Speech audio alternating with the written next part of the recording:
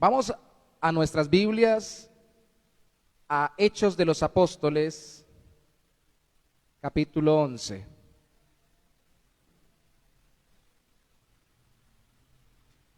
Hechos de los Apóstoles, capítulo 11, versículo 19.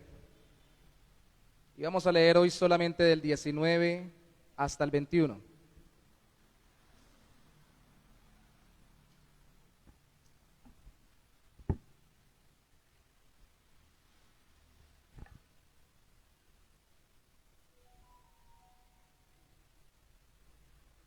Gloria a Dios. Hechos 11 del 19 al 21.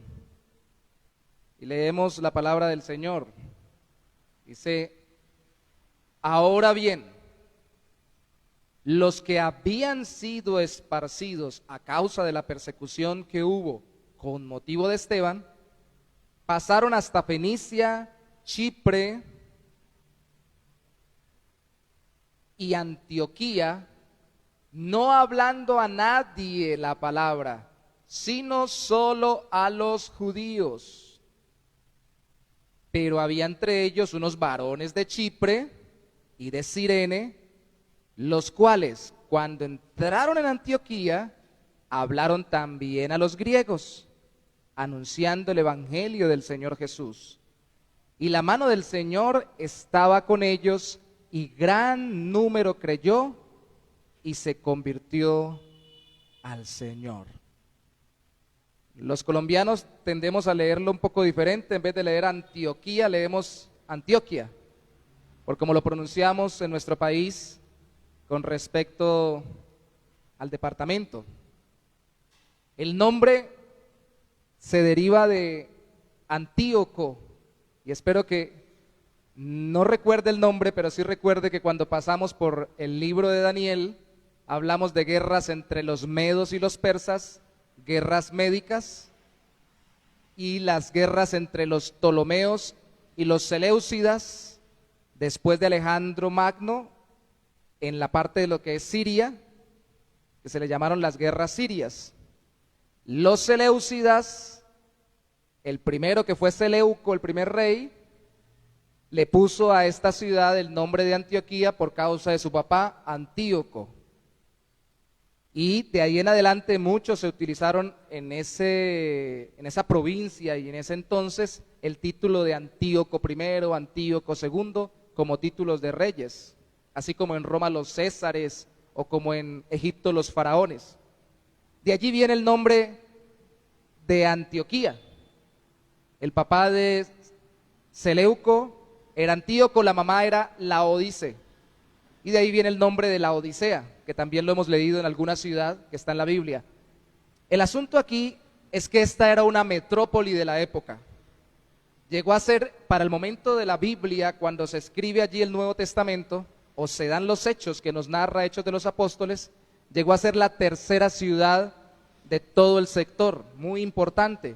Algunos calculan un promedio de 500,000 habitantes, otros dicen que hasta 800,000, algunos se reducen, dicen que puede haber 300,000 o 250,000, pero para ese entonces era una gran ciudad, una gran metrópoli, paso entre Asia y Europa, que aprovechaban ellos para el comercio, pero como todas las ciudades grandes, con grandes oportunidades, también se prestaba para grandes cultos paganos, idolátricos y grandes prácticas pecaminosas, como pasa muchas veces con muchas grandes ciudades. Y aquí vamos a ver hoy cómo iniciamos una serie sobre la iglesia de Antioquía para ver cómo sería una iglesia misionera.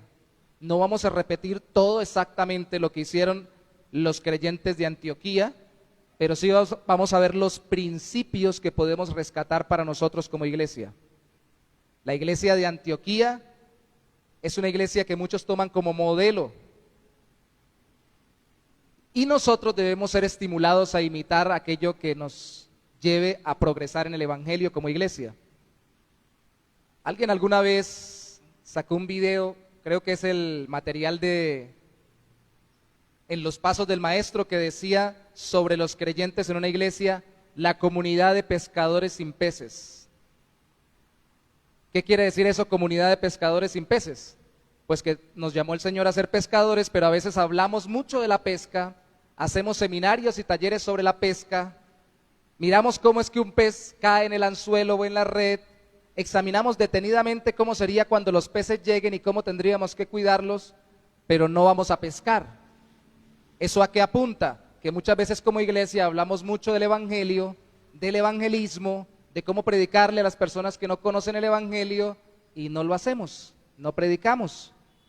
Y entonces esta iglesia nos va a servir de referente durante varios domingos para saber qué principios básicos debe tener una iglesia que se vuelve misionera, que se vuelve punta de lanza. No seremos una vez más exactamente iguales, pero sí podemos aplicar esos principios a nuestro contexto y a nuestra realidad como iglesia, como creyentes en Cristo.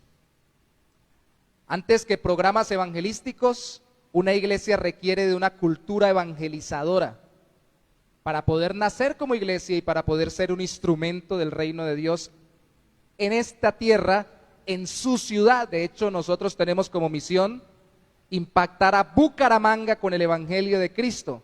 Pero como dijo alguna vez un hombre de Dios, una ciudad para ser evangelizada no necesita programas evangelísticos, necesita iglesias evangelizadoras. Y eso es lo primero que veremos hoy de la iglesia de Antioquía, cómo ser una iglesia evangelizadora.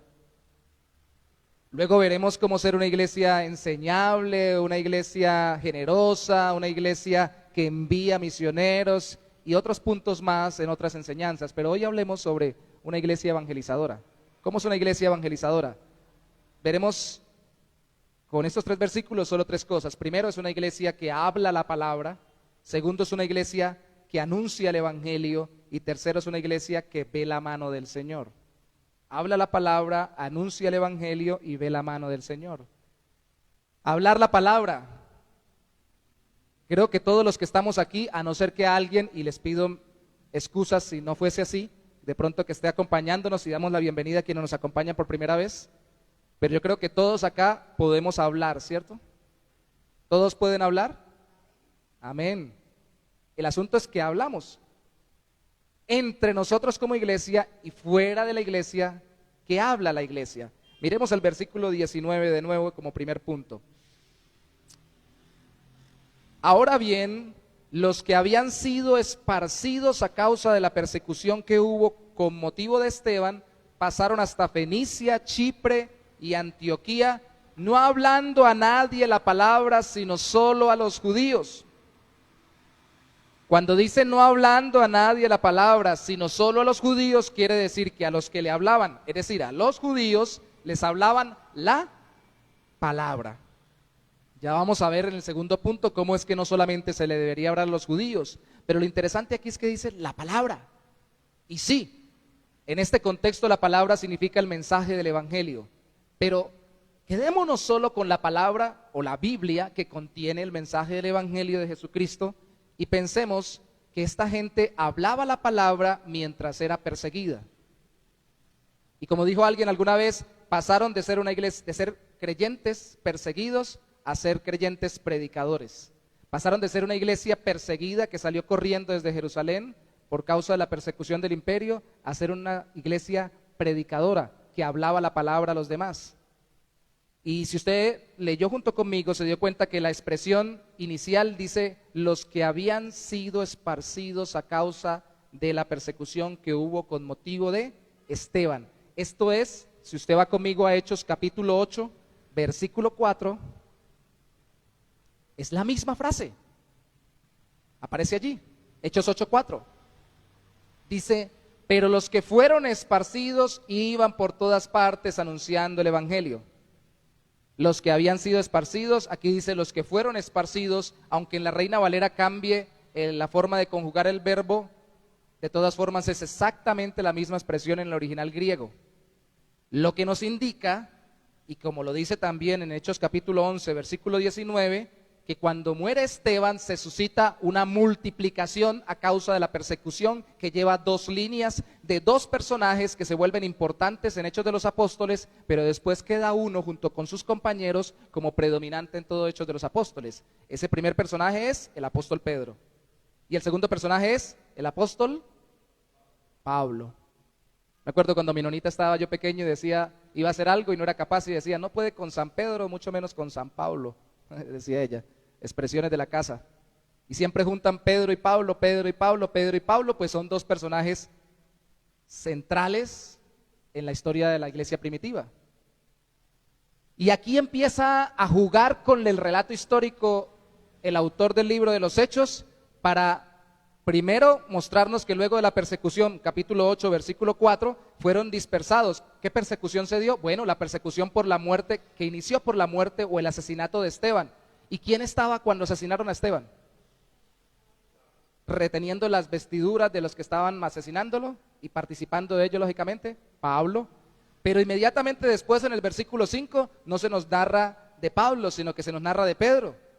Entonces empieza a intersectar la narración entre Pedro y Pablo, de tal forma que se nos habla cómo Pedro acudió a la multiplicación de creyentes que se dio en Samaria cuando Felipe el evangelista predicó, desde el capítulo 8, versículo 5 hasta el capítulo 8, verso 40, y luego en el capítulo 9 se nos narra la conversión de Pablo en el camino a Damasco, y luego en el capítulo 10 y el capítulo 11 hasta el versículo 18 se nos vuelve a hablar de Pedro que es invitado en una ciudad a una casa de un centurión que se llama Cornelio, que no era judío propiamente, aunque era un prosélito, es decir, era un seguidor de los judíos, aunque no era de raza judía, y allí hay gentiles que eran prosélitos que se convierten también a Cristo. Que está mostrando aquí el autor, que es Lucas y que fue compañero de Pablo, está mostrando lo que Cristo prometió en Hechos capítulo 1, versículo 8, o lo que más bien les mandó: sean testigos en Jerusalén, en Samaria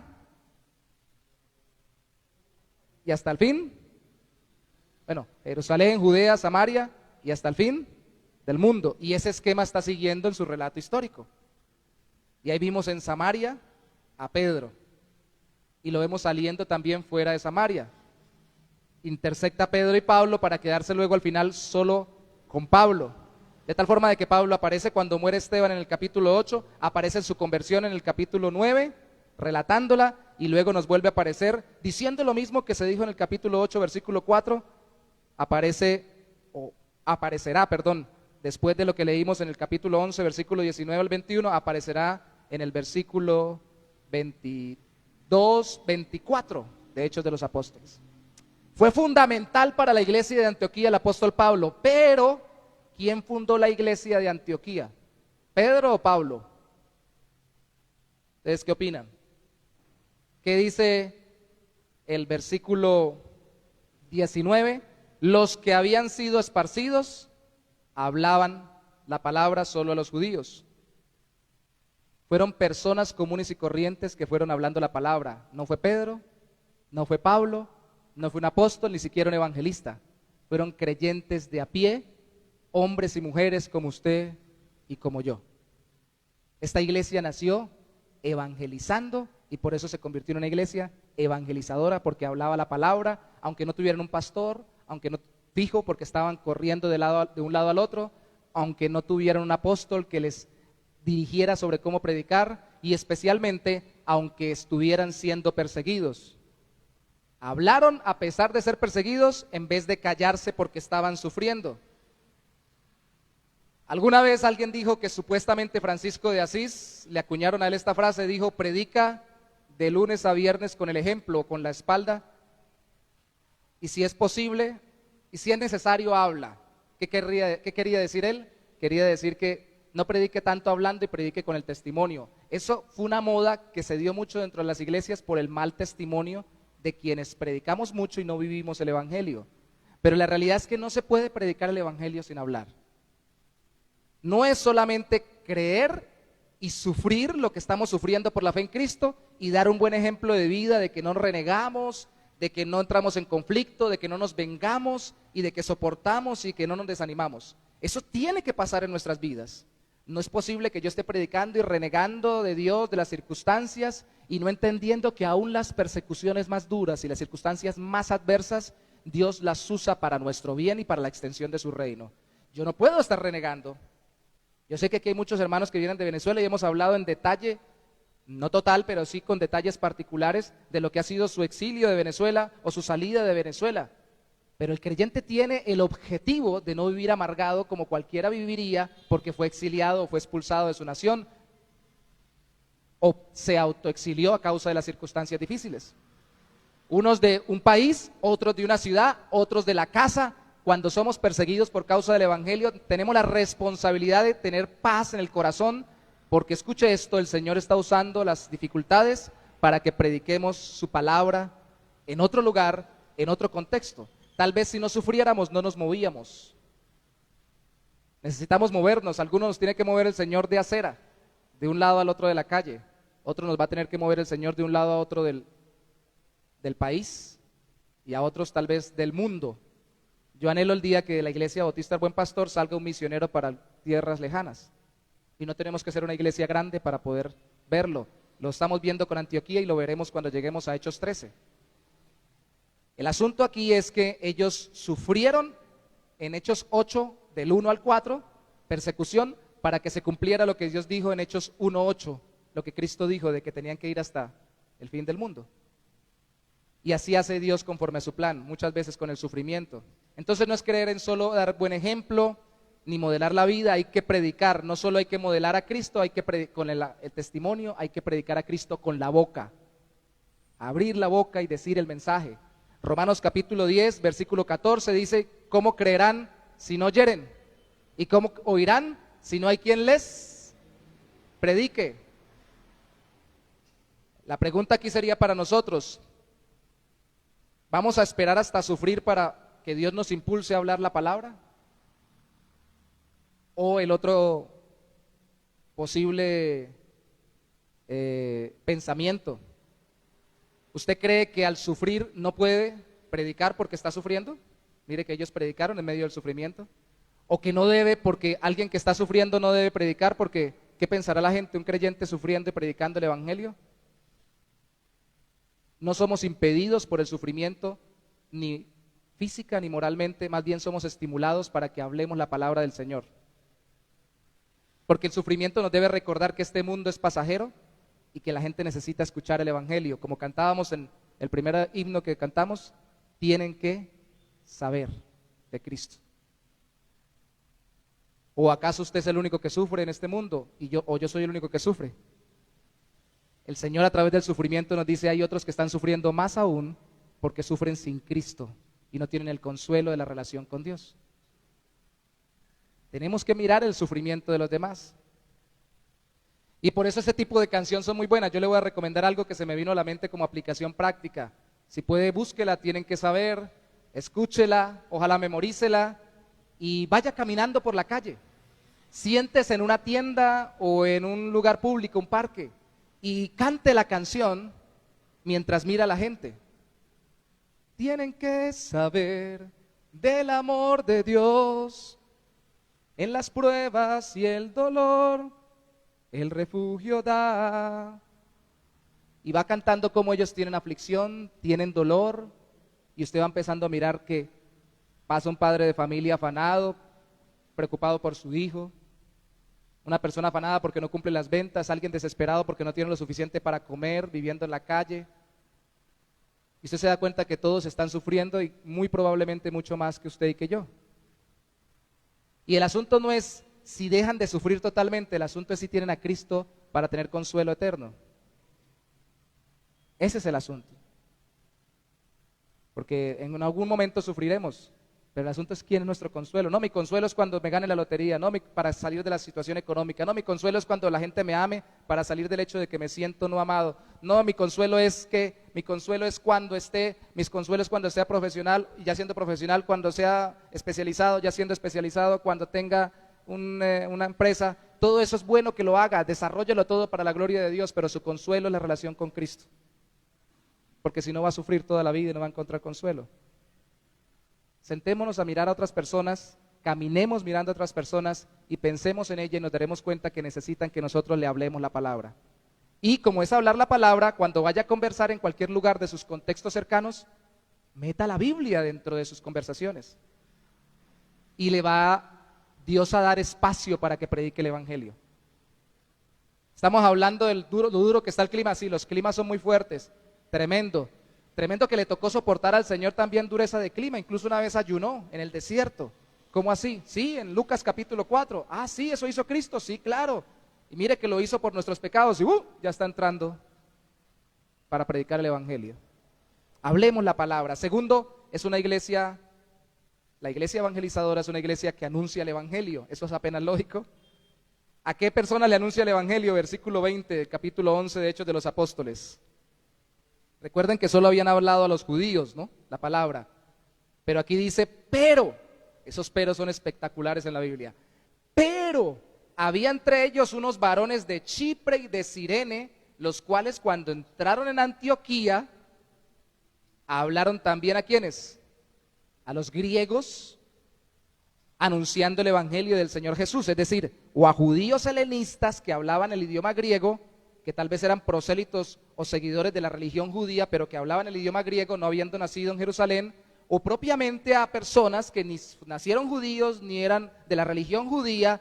Ellos les hablaron a otro tipo de personas y como dijo alguien, aquí es donde se pasa, no como predicadores, misioneros y como apóstoles, sino como creyentes meros. Recuerden que eran sencillos creyentes que como iglesia pasan de una cultura a la otra.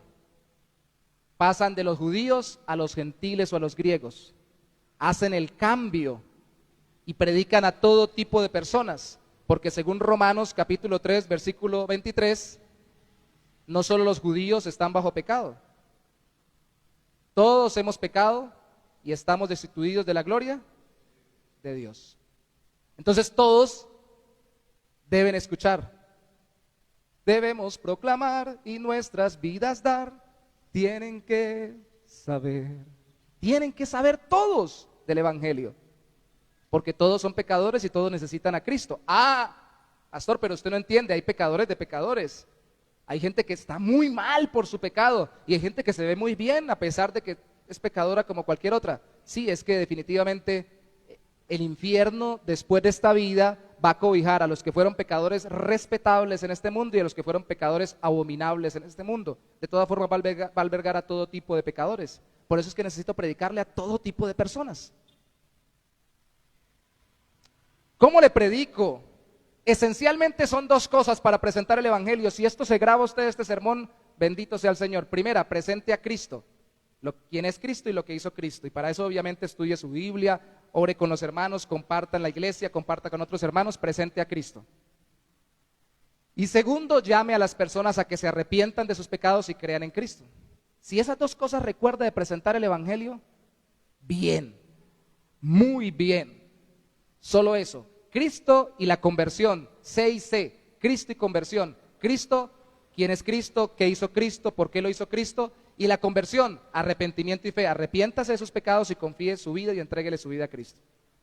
Pero veíamos con los hermanos en la escuela dominical, si quiere tener más elementos, puede agregarle, por ejemplo, hay un esquema de 4 puntos que es, primero hable de quién es Dios, luego hable de quién es el ser humano, y al hablar de quién es el ser humano, hable cómo está rota la relación con Dios por el pecado, y luego hable cómo solo a través de Cristo podemos reconciliarnos con Dios, y llame al arrepentimiento y la fe, a la conversión. Sería Cristo, el ser humano, Dios y la conversión. Pero alguien lo puso más sencillo. Si quiere tener otros 3 puntos más sencillos que tenemos en el discipulado, hable primero del problema, luego diga la solución. Y al final dígale qué tiene que hacer, cómo tiene que responder a esa solución. El problema, estamos muertos en delitos y pecados. Por más que usted se gane esta vida, el cielo no se puede ganar con sus obras. Por más que usted se vuelva rico y muy bien viva en este tiempo, va a perder su alma si confía solo en ello. El problema es que tenemos pecado y estamos rota nuestra relación con Dios. La solución, Cristo. Cristo vino, vivió perfectamente la vida que no podemos vivir, murió en nuestro lugar en la cruz del Calvario, resucitó para darnos vida eterna. La solución es Cristo. Problema, solución y responsabilidad o respuesta que usted tiene que hacer. Una vez más, arrepentimiento y fe. Si se dan cuenta, el arrepentimiento y fe siempre están y Cristo siempre está. Cristo, arrepentimiento y fe. De tal manera que si usted sale hoy de este culto Yo esperaría que si alguien le pregunta cuáles son los temas principales del Evangelio, usted por lo menos dijera C y C, Cristo y la conversión. Cristo, lo que Él hizo y todo lo demás, y la conversión que debe dar la gente hacia Él, arrepentirse y creer en Él o tener fe en Cristo. Voy a tomar la lección, pero en el siguiente domingo. Porque es necesario que la iglesia toda haga esto. ¿Quién debe hacer esto? ¿El pastor? ¿Solamente? ¿Los hermanos que van a Colorado solamente y predican desde la calle? ¿O cualquiera que sea creyente, miembro e incluso asistente de la iglesia, si aún no es miembro oficial, pero si es creyente en Cristo, tiene la responsabilidad moral delante de Dios de dar a conocer a los demás el Evangelio? Pero eso es para todo tipo de personas, los temas que tendríamos que presentarle. El asunto es que para todos tipos de personas, porque a veces nosotros reservamos el presentar al Evangelio a los más cercanos, a los que más cerca están de nuestro lugar o de nuestro corazón, o a los que más fácil nos queda decirle. No, yo le cuento aquí a mi amigo de toda la vida, venga, le presento el Evangelio. Y ya se lo he presentado 500 veces. Entonces preguntan en la iglesia, hermanos, ¿han compartido el Evangelio en esta semana? Y la mayoría dice, sí, yo le he predicado a mi papá, a mi mamá, a mi hermano, a mi hermana que viven conmigo, como unas 500 veces desde que me convertí. ¿Por qué no cruza más allá de los que están cerca de su círculo de comodidad? ¿Cómo se hace eso? Rompiendo los esquemas que ya tenemos establecidos. Mis hermanos, me preocupa que nosotros como creyentes generamos relaciones al final, entre más avanzamos en la fe, solo con creyentes y no con inconversos. Y cuando tenemos relaciones con inconversos o personas que no caminan con Cristo, como en el trabajo, en el estudio, en el deporte, los aislamos, decimos, no, yo no me junto con él porque es impío. Nadie está diciendo que practique el pecado con el que no camina con Cristo. Está diciendo, ámelo y comparta con él, porque Cristo compartió con prostitutas y publicanos. Dijo alguna vez un hombre de Dios que en el seminario un pastor le había enseñado como maestro y les leyó el texto donde la Biblia dice que Cristo los llamaban amigos de pecadores y prostitutas. Entonces les preguntó ese maestro pastor a este amigo, les preguntó a él y a todos los que estaban en la clase, ¿cuántas prostitutas son amigas suyas? ¿Cuántos pecadores muy terribles son amigos suyos? No para que usted peque con ellos, sino para que ellos conozcan a Cristo a través de su vida. No para que sean los amigos íntimos del alma que le aconsejen a usted y usted siga los consejos de ellos, sino para que usted les dé la luz de Cristo que hay en su corazón, a través de su forma de vida y a través de su predicación. Generamos desconexiones del mundo, y si nos desconectamos del mundo no podemos evangelizar al mundo. No somos de este mundo, pero sí estamos en este mundo. Y este mundo necesita a Cristo y nosotros lo tenemos. Una vez más, la iglesia evangelizadora es una iglesia que sabe que los demás tienen que saber del amor de Dios en Cristo Jesús. No lo reserve, no lo guarde. Ahora el espectro, ¿cómo se hace eso? Además de eso, en la práctica, cambiando rutinas como por ejemplo, si todos los días usted camina por el mismo sitio para ir al trabajo, un día camine por otro lugar. Si ya le he predicado a todos los que conoce por esa misma ruta y haga otros amigos. No, yo lo que pasa es que tengo muy poco tiempo para descansar, entonces estoy buscando una rutina de deporte para descansar. Me voy a meter, por ejemplo, a un club de baloncesto. Listo, hágalo, pero recuerde que eso va a ser una oportunidad para que predique a Cristo. No, pero yo ya estoy en un club de baloncesto.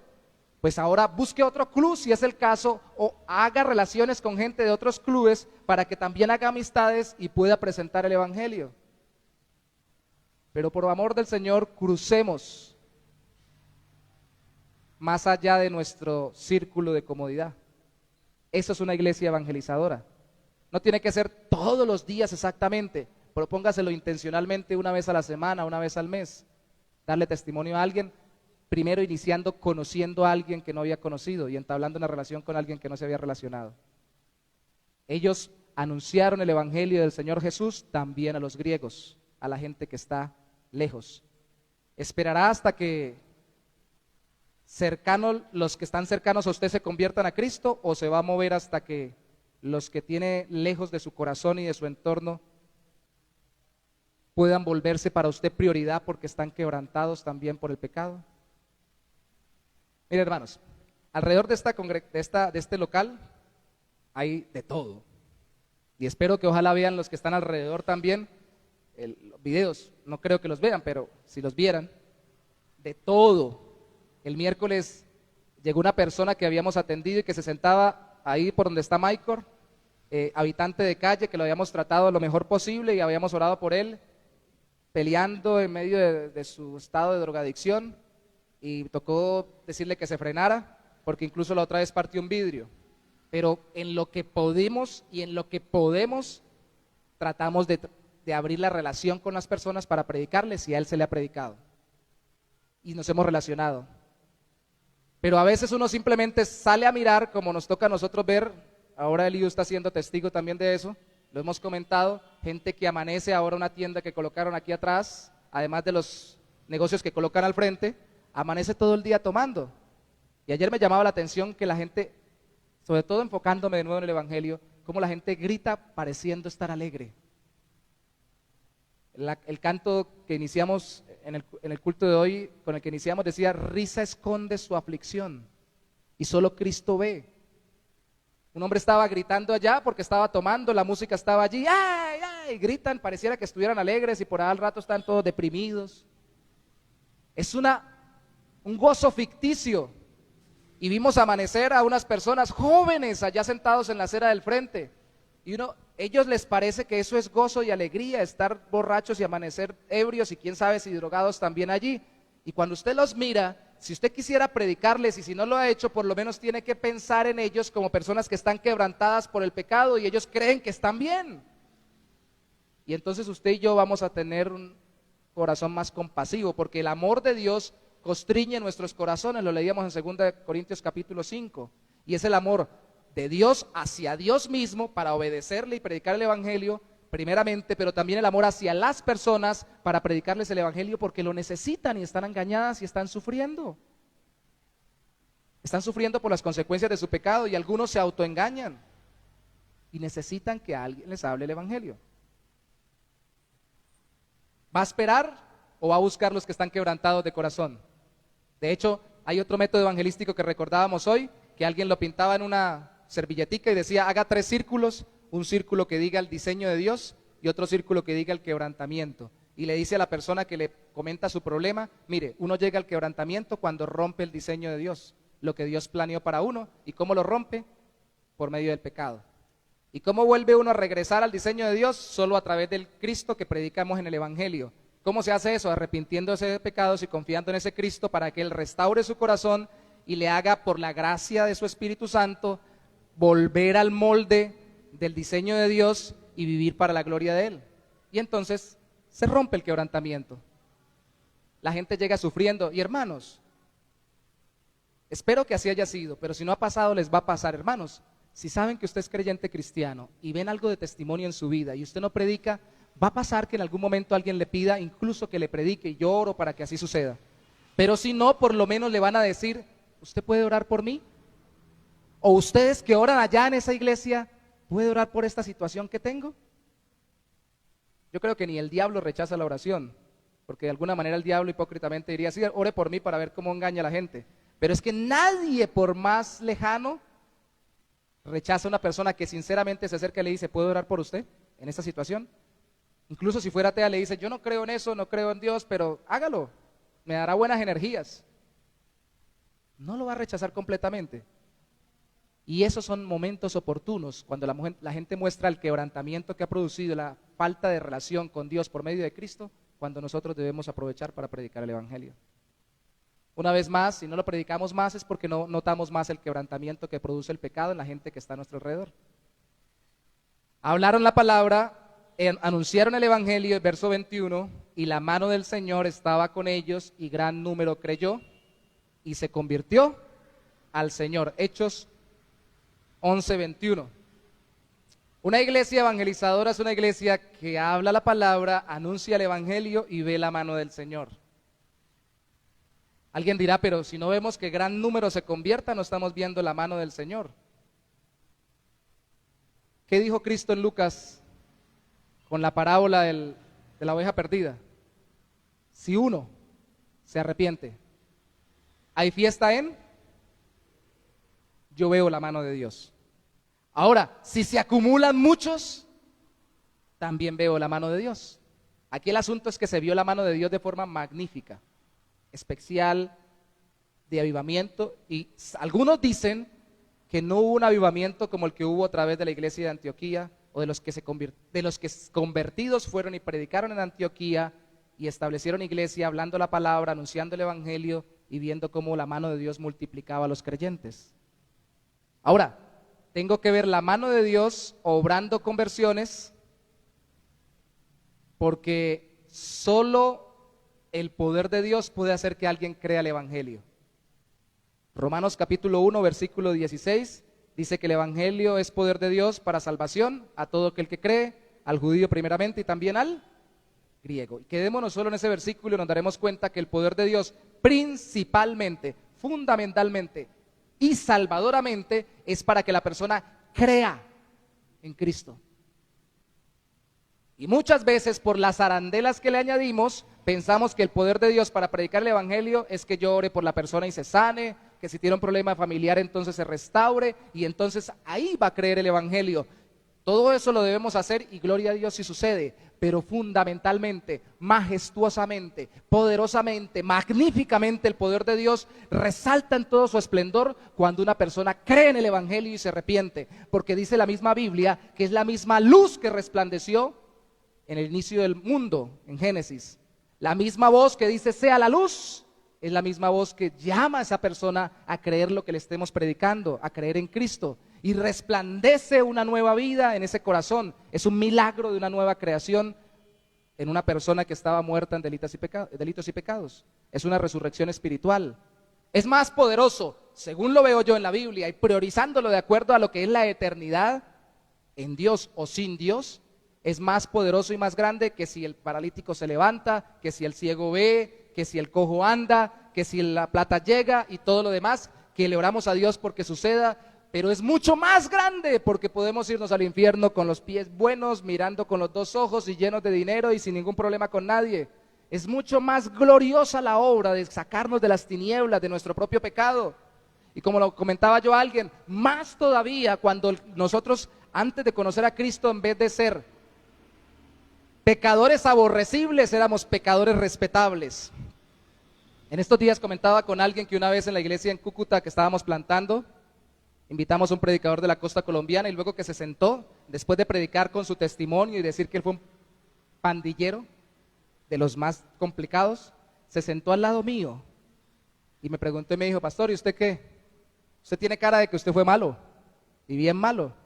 Y yo no sé, era por una cicatriz que tengo aquí que cuando me caí haciendo unas cosas y ejercicio me abrí, y ahora tengo otra por acá, pero eso es de las espinillas negras que me sacaba. ¿Por qué me diría eso? No sé, me dijo: pero usted tiene cara de ser muy malo. ¿Usted qué fue? Me dice. Ladrón, pandillero, ¿qué fue? ¿Qué hizo? Yo le dije: no, yo no fui ni ladrón ni pandillero. Lo peor, era un hipócrita fariseo, porque creía que me ganaba el cielo solamente porque era algo moral, o porque no era pandillero, drogadicto ni delincuente. Están más lejos los fariseos de Cristo que las prostitutas y los publicanos. Él lo dijo: las prostitutas y los publicanos os adelantan en el reino de los cielos. Y cómo es necesario, siempre es necesario, es más, indispensable es que Dios obre poderosamente en un corazón, pero resalta mucho más para mi concepto y como lo veo en la Biblia y como lo presenta el Evangelio, en aquellos que se creen buenos, morales y religiosos. Yo no mato, yo no robo, no le hago daño a nadie. ¿Cómo me ha costado a mí predicarle a la gente y que me conteste eso? Especialmente los más cercanos a mí, como familiares y amigos. Que le digan a uno: no, predíquele a ese que vino qué días ahí a su iglesia, que usted dijo una vez por el culto, que estaba ya gritando y que les partió el vidrio. A esos son los que tienen que convertirse, esos son los que necesitan. Esos son tan humanos como yo. Y necesitan tanto a Cristo como yo, porque son tan presa de sus pecados como yo. Lo que pasa es que yo, por la gracia y misericordia del Señor, no he profundizado en la práctica de mi pecado. Y tal vez si estuviera, eso es bueno recordarlo, en la misma situación de esos, ¿sería igual o sería peor? Y si hubiera vivido en la misma familia, si hubiera tenido las mismas características de carácter y de temperamento, ¿hubiera sido igual o peor? Eso soy yo. Por eso, si simplemente son malos pensamientos en el sentido sexual, piense que usted pudo haber sido un garabito, un violador en serie. Si solamente es que usted roba tiempo o roba algo de plata a alguien, piense que usted pudo haber sido un líder en Odebrecht o en una empresa de desfalco. ¿Cuál es la diferencia? Simplemente la profundidad del pecado, pero el pecado es igual. Todos necesitamos la salvación. Así que solo el poder de Dios puede obrarlo. Así que busque ver el poder de Dios y no busque forzar a sus oyentes. Como iglesia no busquemos forzar a los oyentes a que repitiendo unas palabras que nosotros les digamos, que no está mal que oren, y si nos piden que oremos con ellos, hagámoslo con ellos y por ellos, pero por favor, no convenzamos a la gente que porque hacer esto o hacer aquello ya son creyentes. No los forcemos, no los manipulemos. Oremos al Señor para que el poder de Dios, cuando presentamos el Evangelio, obre en su corazón y ellos vengan arrepentidos en fe ante Cristo y a sus pies. Y ojalá en la intimidad, cuando nos estén viendo, cuando solamente tengan al Señor como testigo y digan allá lo que me predicó ese loco o esa señora toda rara de esa iglesia, Señor, ¿eso es verdad? Y empiecen a preguntarse allá en lo recóndito de su cuarto, ¿es cierto que yo no tengo una relación verdadera contigo porque soy pecador? ¿Es cierto que iría al infierno si no es porque Cristo murió por mí? Señor, perdóname. Y que la persona lo haga espontáneamente. Para eso se necesita el milagro del poder de Dios, no la manipulación de nuestra forma de hablar o de nuestra persuasión humana. Decimos todo lo que tenemos que decir, usamos todos los argumentos bíblicos y utilizamos todo lo que Dios nos ha dado, tanto talentos naturales como el apoyo sobrenatural del Espíritu Santo. Pero al final solo el Espíritu de Dios puede dar la conversión. Por eso, hermanos, oren para que veamos la mano del Señor. Alguien dirá, ay no, pero así es muy difícil. No, es lo bonito, así es imposible que lo hagamos nosotros, pero cuando lo hace el Señor, ¿qué tenemos que hacer? Fiesta, porque uno es obra del Señor y muchas obras del Señor. Así que queremos ver la mano del Señor, no la mano del hombre. No busque la obra del poder de Dios en un sitio distinto al corazón que está quebrantado por el pecado. Busque ver el poder de Dios obrar en esos corazones quebrantados por el pecado y para ello haga lo que hizo esa iglesia. Hagamos lo que hizo esa iglesia. No en programas evangelísticos, seguiremos predicando al aire libre en Colorados y si Dios nos permite en otros lugares, enseñando a niños, tendremos programas, organizaremos eventos y todo lo demás, pero no es eso, como iglesia no es eso. Hable en su diario vivir la palabra. Anuncie el evangelio a las personas que incluso están más lejos de usted continuamente y espere y ore para ver la mano de Dios traer personas convertidas. Si todos lo hacemos en todo lugar, a todo tipo de persona, es imposible y casi que me comprometo, como decía un predicador en el siglo XIX, su vida por la mía, si Dios no va a traer convertidos al evangelio y a Cristo.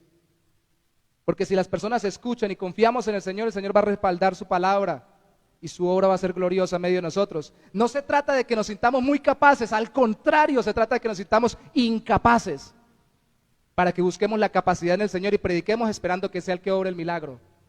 Entre más incapaces, mejor todavía, porque más dependemos del poder de Dios.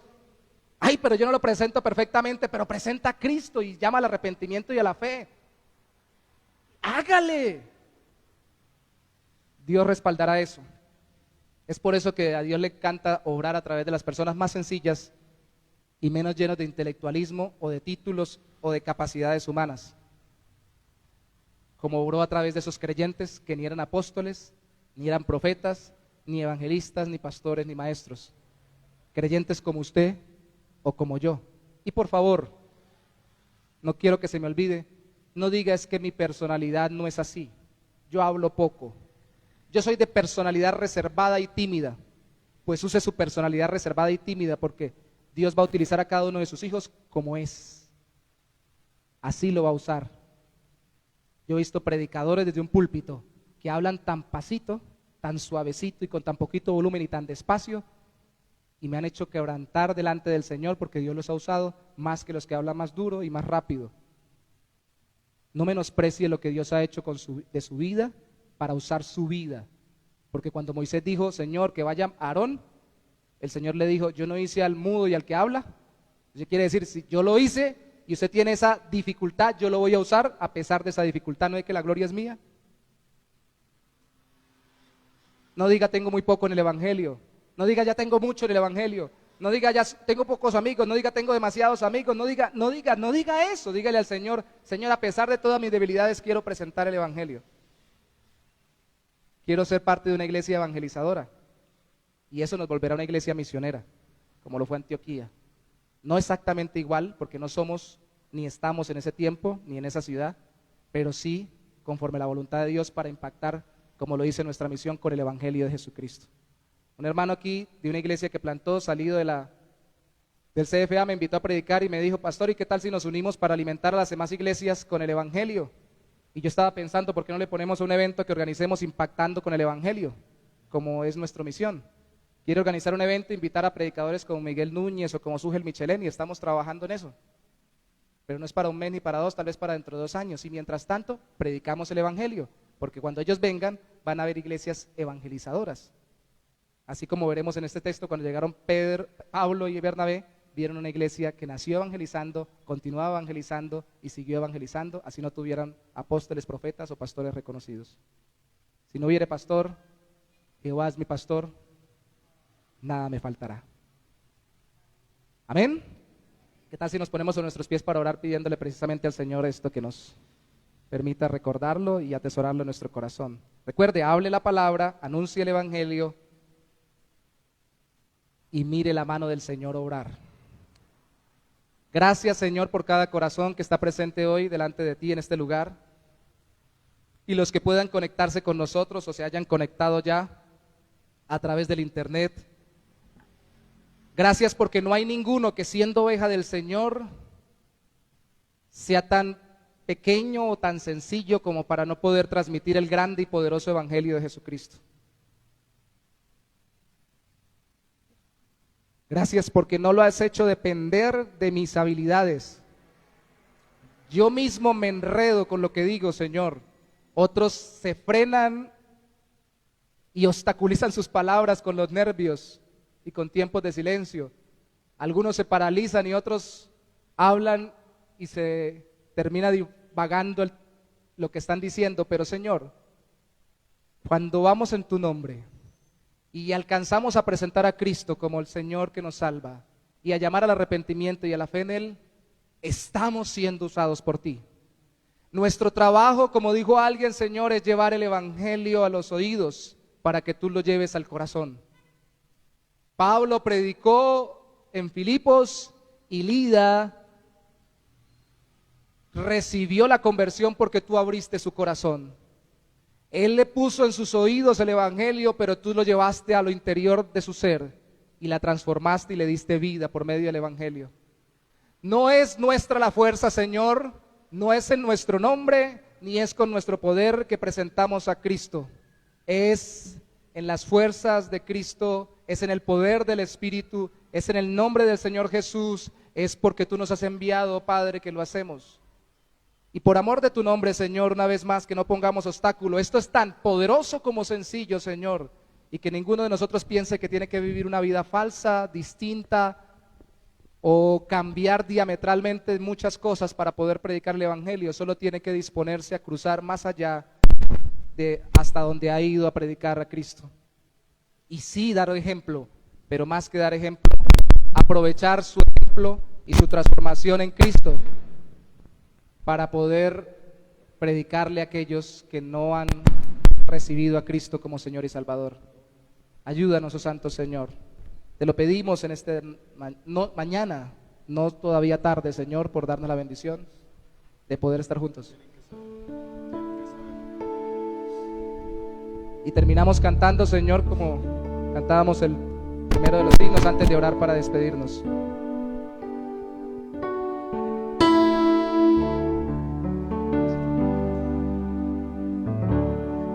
Cada día puedo ver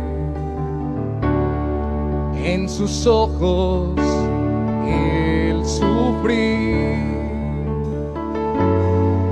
gente llena de dolor y sin rumbo aquí, en angustia y soledad, llenos de temor. Risa esconde su aflicción, solo Cristo ve.